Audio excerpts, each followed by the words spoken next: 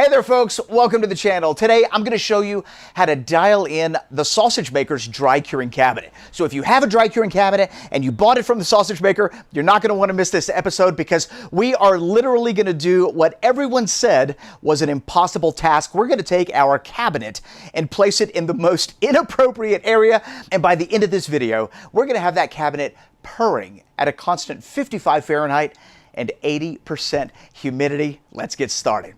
All right, so here's the thing. We've had this chamber for a little over a year, and I've got a video coming out, kind of like a 1 year later review where we talk about what we like, what we don't like, all that great stuff. But one thing you need to know about this particular chamber is that the placement of this cabinet will ultimately determine how it behaves. The official word from the sausage maker is that you place this chamber in a room that has a controlled environment. So the most ideal placement for this dry curing chamber is a room that doesn't have a lot of temperature fluctuations. You know, maybe an air-conditioned basement, a living room, a great room, a family room, things like that. When you place your chamber in areas that get a lot of direct sunlight, maybe outdoor rooms or garages, those aren't the most ideal locations because the temperature fluctuations are a lot higher. And the dry curing chamber from the sausage maker is basically an open system. That's what allows for the dehumidification to work inside the chamber. And with an open system, you're a little more susceptible to the environment around you. And so having it in a controlled environment is a much more stable location. But if none of those ideal locations are an option, like in my case, don't sweat it. I'm going to show you how to dial it in. We'll have this baby humming right along. As we're about to get started, it is important for you to know that everyone's experience here is going to be totally unique, primarily because location is everything. What I end up having to do to dial in my chamber may not be what you end up having to do, but you'll get to see the entire process and then use the things that apply to you. If you end up going down this road to dial in your chamber and you get to a place where you have a question, do not hesitate. Drop me a comment, send me an email. We'll see if we can work it out together, okay? We need to talk about where my chamber is placed. Where I have my chamber right now is in the worst possible place. It's in an outdoor room that has no windows, only protective screens. Those screens go from the floor all the way to the ceiling, and so it is literally open to the elements. Hot during the day, cold at night. It gets direct sunlight in the morning. It is the worst place for a chamber, and I do not recommend a room like this unless you have no other choice. With that being said, let's get started. In order to fine-tune your chamber, you are going to need a thermohygrometer, and that's what this is. This is one from Govee. I've made a couple videos here recently using this device, and I'll put a link in the description box below if you need one for yourself. But this little device is going to be the brains of our entire process. This is going to read the temperature and the humidity inside of our chamber. It's going to give us real-time data, so we'll be able to know what changes we need to make in the settings based off of what this thing tells us. The very first thing that you need to do, and this is critically important, is make sure that this device is calibrated. Now, if you just recently bought one of these, there's a decent chance it's already calibrated, but if you've had yours for over 6 months, I would absolutely calibrate it. It takes 1 day, and last week we posted a video on how to calibrate a thermohygrometer. You could check it out right there. Once your device is calibrated, what we need to do is we need to place this into the chamber and calibrate the chamber to this device. We're basically going to be taking the control away from the chamber and we're going to be putting it in this thermohygrometer. Let me show you how to do that. All right, here's our cabinet, and what we need to do is sync the cabinet to our thermohygrometer. So let's power it on. The temperature and the humidity display shows up, and all I'm going to do is place a rack somewhere about the middle to the top section of this chamber. This is where my salami is going to be hanging for the most part, and so this is where I want the temperature and the humidity to be the most constant. So I'm going to place my thermohygrometer. I have two. You don't need two, but I have two. I'm going to put both of them right in the very middle in that area that the salami is going to be hanging. And we are going to close this chamber down and let it run for about 24 hours. I'm now going to go ahead and set the temperature and the humidity. This is what I want the chamber to run. So we're going to press that top button until it beeps, like that. And then we're going to press that set button 1 time. Notice the temperature is flashing. We're going to increase that to 55 degrees Fahrenheit. I'm going to press the set button 1 more time. Notice the humidity is flashing. I'm going to increase that to 80%. Really, anything between 75 and 80% is acceptable for making high quality charcuterie. So right now our temperature has been set. Our humidity has been set, and we're going to let this run for about 24 hours. Tomorrow, we're going to check the temperature and the humidity on our controllers, and then we're going to match that up against the temperature and humidity on our digital display. Remember, we're trying to sync that chamber with those Govee thermal hygrometers. And so if those numbers don't match up, we're going to calibrate the chamber so that we get the temperature and the humidity reading the same as our thermal hygrometers. Okay, so it's now the next day, and it's time to check on this system. Let's go ahead and pull up the app. This is just the home screen of the app. It gives us everything we need. We've got the temperature and the humidity on each one. And notice that the temperatures read 59 Fahrenheit and the temperature on the system reads 59 Fahrenheit. Looks like we're good to go there. Looking at the system, the dry curing chamber reads 80%, while the thermal hygrometer reads 86.7 and 85.4. So we're going to increase the value in the calibration settings for the dry curing chamber so that it matches up a little bit closer with what our thermal hygrometer reads. All right, so let's go ahead and press that top button until it beeps. We now need to get into that secret menu. We're just going to hold this down until we see E1, and we're going to continue pressing that set button until we get to E8. So every time you press it, it just kind of scrolls through that menu. And E8 is where you can calibrate your dry curing chamber's humidity. We're going to increase that value to 6. So now our humidity should read 86%, and it does. And as you can see, the temperature of the chamber is right in line with the temperature of our thermal hygrometers, 59 Fahrenheit. See that right there?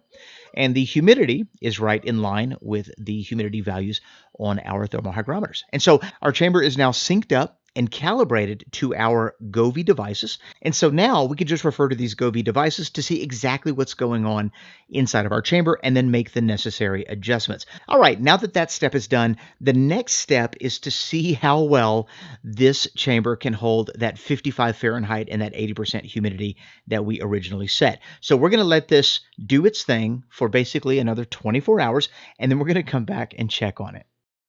All right, our chamber has been calibrated to our Govee thermal hygrometer, and we're going to get into this app and see what's been going on in that chamber over the last 24 hours.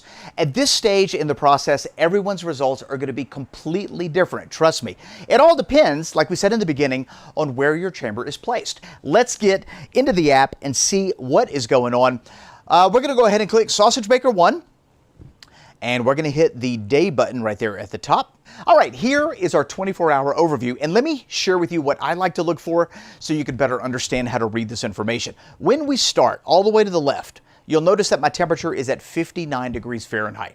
And as the morning continues, that temperature starts to increase.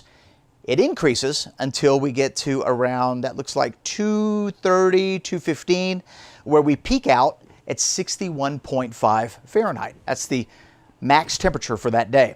And then it slowly declines through the afternoon, through the evening, and then in the morning at around 6:45, it looks like we end up at about 55.9, or our lowest was 55.2, only to repeat the cycle again. At 8 o'clock, that temperature starts to increase. You see right there, that spike up. And so as you can see, we've got a pretty radical fluctuation in temperature. And that's primarily because the room is getting a little direct sunlight in the morning. The room is warm. As the sun comes over the room and then starts to descend in the afternoon, you can see the temperature starts to drop. And that cycle will repeat every day. And so what I want to do is I want to minimize those peaks, stabilize that temperature to where we're a little bit closer to 55 degrees Fahrenheit. At this stage of the game, we are not going to mess with the temperature or the humidity right now. What I think I want to do is put a little tint on the glass panel of our drying chamber. And the reason I want to do that is because I want to provide just a little extra UV protection. The glass panel is already UV protected, but with that sun coming up in the morning and the fluctuations of temperature that we have, I think that it might help a little bit. I don't think it's greatly going to reduce that swing, but I think in the long term, it's going to make it a little more protected. The other thing that I want to do is close the system off. Currently, there are 2 portholes on the very back wall, top section of the inside of the chamber. And those portholes have computer fans in them. Those fans are designed to dehumidify the system.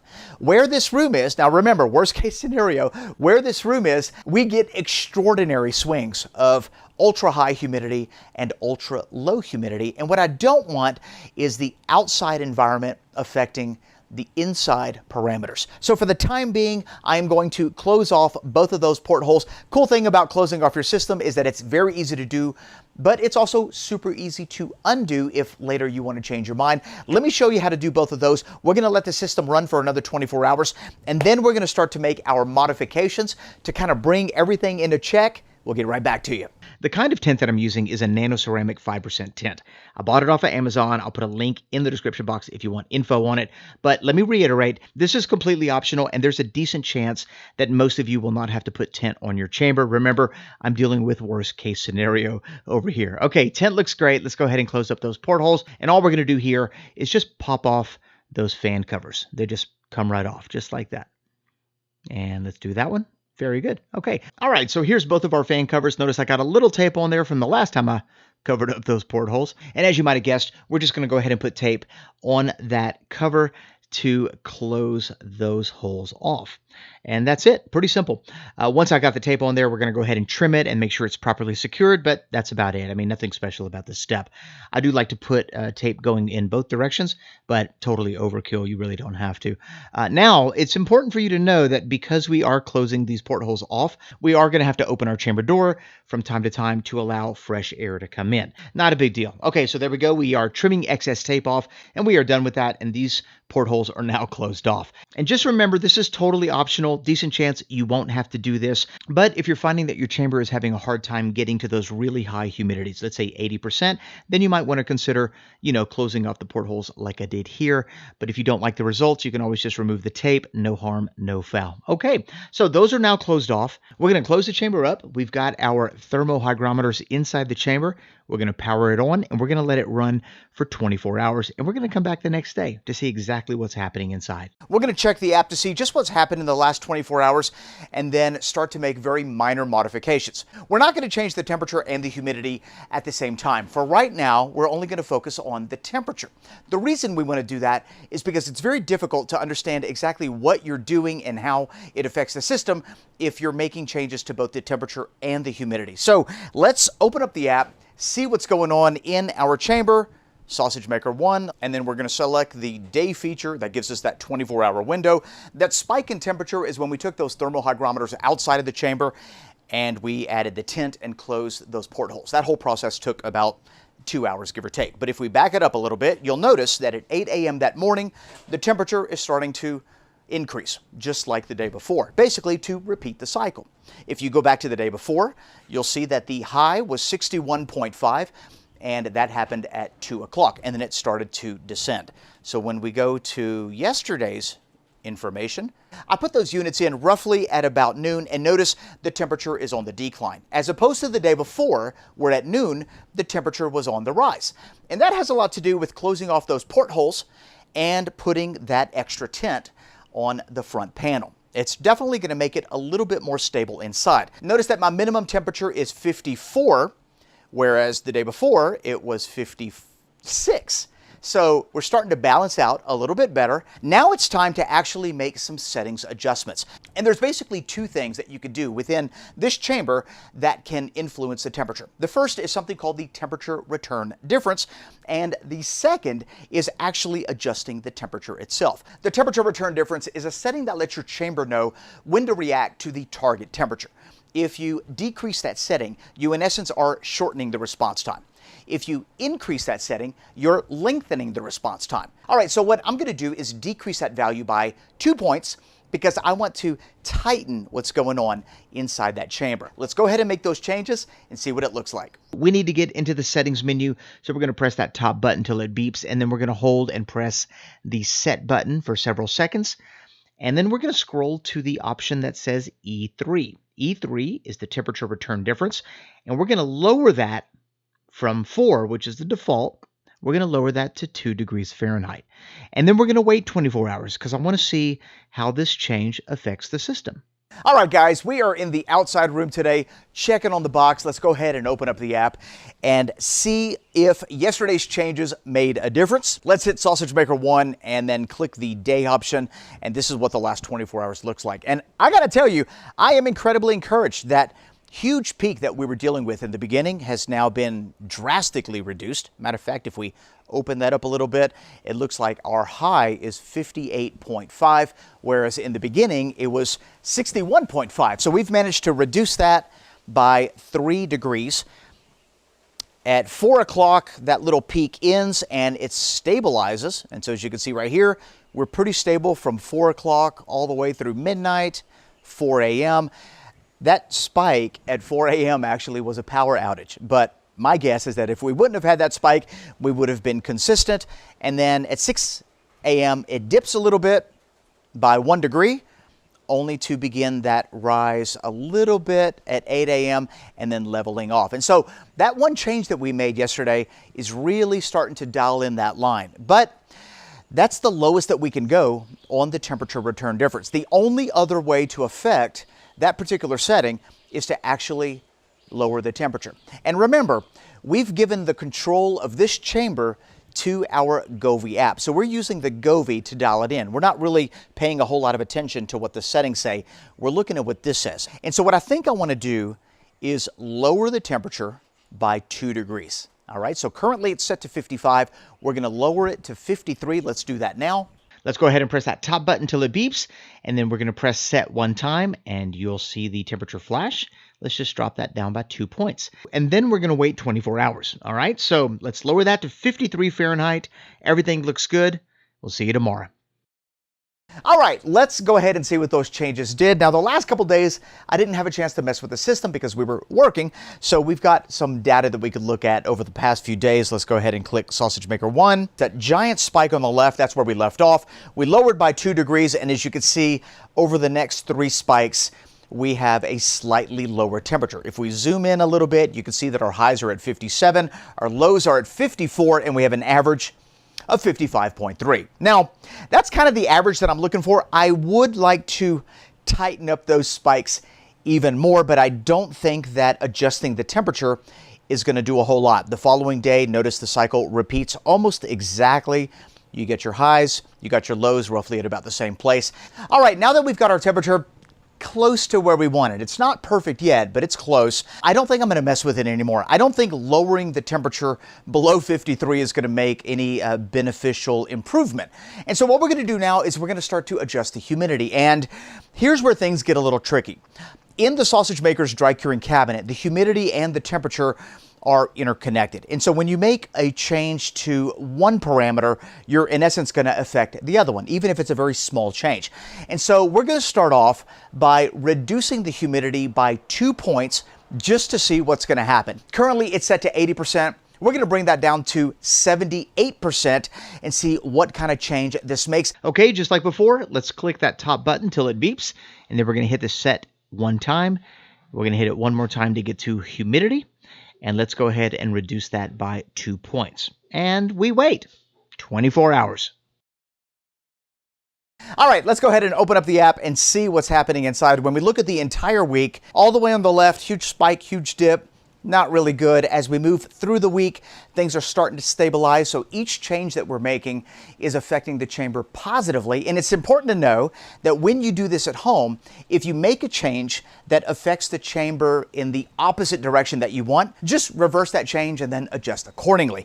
Let's go ahead and zoom in to the last 3 days. So those first 2 spikes, that was a symptom of us lowering the temperature. That third spike all the way to the right, that was when we lowered the humidity. Now, we're only looking at temperature at this point, but notice lowering the humidity by 2 points actually narrowed the gap of that spike. And I think that that's a very positive change, because if we can eliminate that altogether, even better.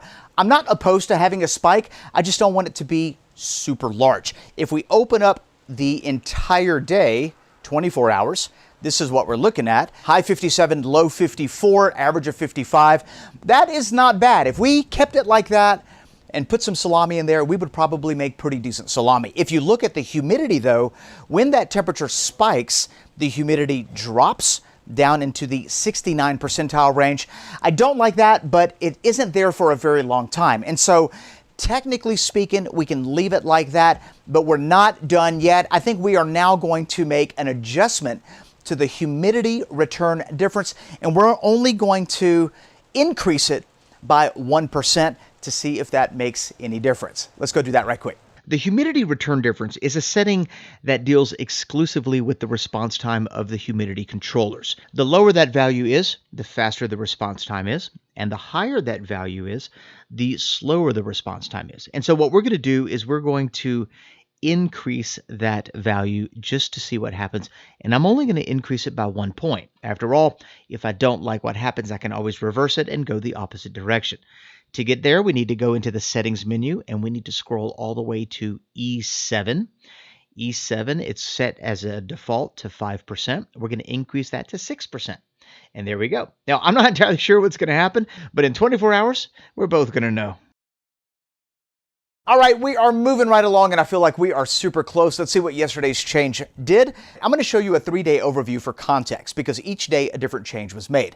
Day number 1, that first spike, we lowered the temperature by 2 points. Day number 2, we lowered the humidity by 2 points. And day number 3, that was yesterday, we increased the humidity return difference. And all of those changes combined together, look at what's happening. We are reducing our peaks. We're narrowing the gap. We're positively affecting our humidity values. So if you look at the humidity values, yesterday's change completely got rid of those dips down into the high 60s, which is exactly what we're looking for. Let's just kind of expand this out over the last 24 hours. All right, and that's what that looks like. This looks absolutely incredible. High of 56, low of 54, realistically 54.5. We have an average of 54.9 degrees in the temperature department. I'm loving where we're at right here. As far as humidity goes, it looks like we are averaging 79.0. Our highs are 83, our lows are 73. I am not unhappy with that. I mean, we've got relatively tight swings. We still have a little bit of a spike, but it's really only 1 degree. And truth is, it's only for a very short window. And so we technically don't need to make any changes, but I am loving what yesterday's results brought. And because of that, we're going to make one final adjustment, and that is to increase the humidity return difference by 1 more point. I think we can completely close that gap and tighten this entire system up in the most unlikely of rooms. Let's go make that change. Okay, back to the settings. We need to get to E7 and we're going to increase that by 1 more point. I'm loving the change from yesterday. And I think by increasing this 1 more point, we should be able to close it off completely. But I'm not entirely sure, so we'll see what happens. Let's go ahead and hit the up arrow, and that increases it to 7. And now we got to wait 24 hours. All right, guys, let's see what yesterday's change did. Let's open up the app and see what's going on inside. Let's just go ahead and look at the entire week. As we move through the week, we have made a drastic improvement, not only to the temperature, but also the humidity. Look at the humidity. We've gotten rid of those dips that drop down into the high 60s. We definitely don't want that. We've been able to stabilize it and tighten up that swing. If you look at the temperature, we've gotten rid of those peaks, which I'm kind of blown away at. I didn't think we were going to be able to do it. Let's go in a little bit closer. Oh, wow, that is nice. That peak you see, that's the one from 2 days ago. That's what we were trying to get rid of, and we increased the humidity return difference by 1 more point. And as you can see right here, this is where that peak should be. I'm going to make it bigger. And the highest it goes is 55.9, and it really only goes up there for what looks like maybe about 2 or 3 minutes, and then it drops down to about 55.5. The average temperature that I've got in our system right now, if we look at it, is 54.8, 54.7. Look at that. I'm going backwards. Let me go forwards. Moving through the day. This is the heat of the day right here. This is 2 o'clock. 54.9, 54.8. That is absolutely beautiful. Very consistent, and this is what makes great charcuterie. And when we look at our humidity, I like to target a 77 to an 80% average, and this is absolutely perfect. I am between 78 and 80%. Notice that my swings, 3 points high and 6 points on the low side. I am completely fine with that, and it looks like our chamber is completely dialed in. And wow, what an epic video. And thanks for sticking around with me. to the very end. Let's cover a couple important details. The first and most important thing that you need to do in this process is make sure that your thermohygrometer is calibrated. That's going to be the brains of this operation. We're going to refer to that through the entire process, and so having it accurate is incredibly important. When it comes to putting tint on your chamber door, that is completely optional, and there's a decent chance that you're not going to have to do that, especially if your chamber is in an ideal location. We're dealing with worst case scenario, and by putting tint on that front door, we were able to stabilize the temperature a little bit better. When it comes to closing off the portholes, that is another completely optional step, and there's a decent chance that you won't have to do that as well, especially if your chamber is in an ideal location, but you're just going to have to see how your chamber is acting to make that decision. Closing off the portholes will kind of create a closed system and help you get to those higher humidities, but at the same time, you got to remember that it kind of disables the dehumidification system of your chamber. So you're going to have to monitor that when you have charcuterie in there. If you notice that your humidity stays high, above 80%, let's say your average is 83 or 85, then you're going to absolutely have to either open up one of those portholes or both of those portholes so that you can get some dehumidification going. It's also important to know that if you close those portholes, you're going to have to manually open the door to allow fresh air into your chamber. Fresh air exchange is super important when it comes to making high quality charcuterie, and when those portholes are closed, fresh air is not able to come into the system. When it comes to changing the settings inside your chamber, my advice here would be to start with the temperature and only make one small change. Wait 24 hours and see what happens. If you like the results, you can continue to move forward, but if you don't like what you see, what I would do is reverse that change and then maybe even adjust it in the opposite direction. Once again, wait 24 hours and see what that does. Remember, there's only two ways to change the temperature through the settings. The first is the temperature return difference, and the second is to actually increase or decrease the actual temperature of your cabinet. Much like with humidity, there's also only two ways to influence the humidity, and that's through the humidity return difference and also to increase or decrease the actual humidity of your cabinet. Because the humidity and the temperature are interconnected, you do have to make very small modifications just to see how your chamber reacts, because the greatest improvement to our temperature fluctuations actually happened when we influenced the humidity settings. So that's important for you to know. By the time you're done, you should have a relatively constant temperature and humidity, and when that happens, you're ready to now put your charcuterie in there, and it's going to dry perfectly. Now, I'm going to put a link in the description box below where you can print up a hard copy of all the different settings for this particular dry curing cabinet. It's important for you to know, although I wouldn't make a whole lot of changes, but in the event that you happen to change something that you shouldn't, or your system just goes completely haywire because you're in there messing with the settings, this does have all the factory defaults. So all you have to do is refer to the chart, go back and change everything to the original factory settings, and you're good to go. There's absolutely no way that you can mess this up. One final thought about chamber placement, and I think this is kind of important. Where I live, we don't experience winters. We have basically an eternal spring. It's warm during the day, it's cool at night, but the temperature is pretty constant year-round.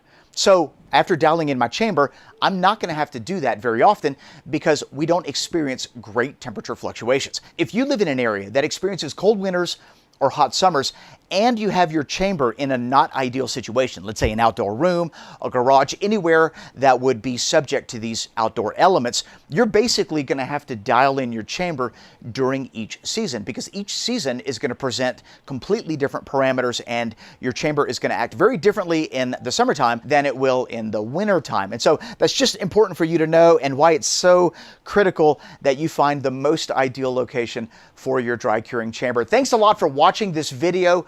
If you have any questions, leave them in the comment section below. If you want more information on the Sausage Maker's dry curing cabinet, I will put a link so that you can check it out for yourself. And if you found this video helpful, don't forget to give me a great big thumbs up. Now, if you're one of those that have a DIY cabinet and you want to know how to dial that in, don't worry, I've got a video coming out showing you exactly how to do that. And trust me when I tell you, it is exponentially easier. You're not going to want to miss it. Thanks a lot for being here. Don't forget to subscribe and click that notification bell so you don't miss a single one of our uploads. We'll see you in the next one. Bye-bye.